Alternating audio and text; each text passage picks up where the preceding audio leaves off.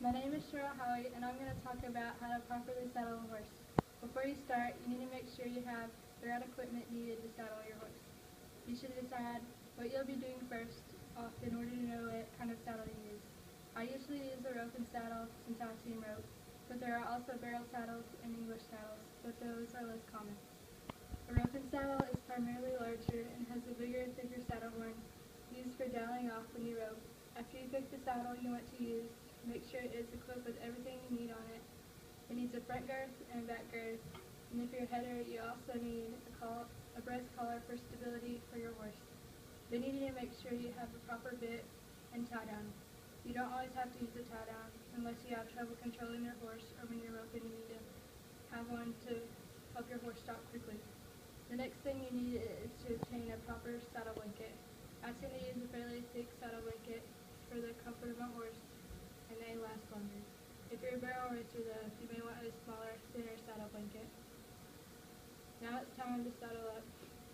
You need to make sure your horse is clean, at least on the back and sides and stomach where the saddle will rest, so that there aren't any clumps of dirt or leaves or any debris that will bother your horse for riding, or even cause them to startle or buck.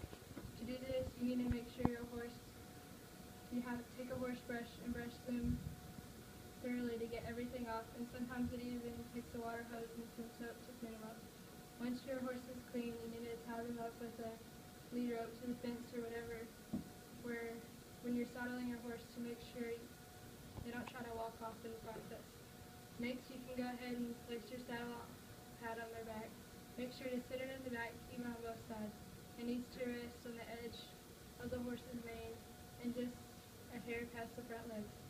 Next, you need to place your saddle on top of the saddle. For convenience, I'll throw the two girths over the seat of the saddle along with the stirrup from the same side and put it on the saddle horn.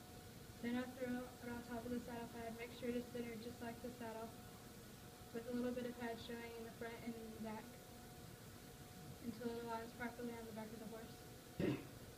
Then you need to walk off on the other side and pull the stirrups and the two girths off and make sure they are positioned okay, not twisted or anything. Then you can walk back around and tighten as much as your horse allows the girths. You need to remember that your horse will swell up and bloat its belly out, so you can tighten up it before you ride. You'll have to tighten it again. Now you have to repeat the process with your back girth and tighten it well. Now if you're using a breast collar, you can put that on too. We will already be attached on the same side so that the two girths were before you saddle your horse. You need to stretch it across the horse's chest and buckle it to the other side with a saddle in place designated for it. Then there will be a strap hanging in the middle, and it should be attached between the horse's front legs to the front girth and the ring provided. Now your saddle is intact. Next you'll need to put on the bridle and tie down. First you put the tie down on and attach it to the same place as the breast collar between the front legs.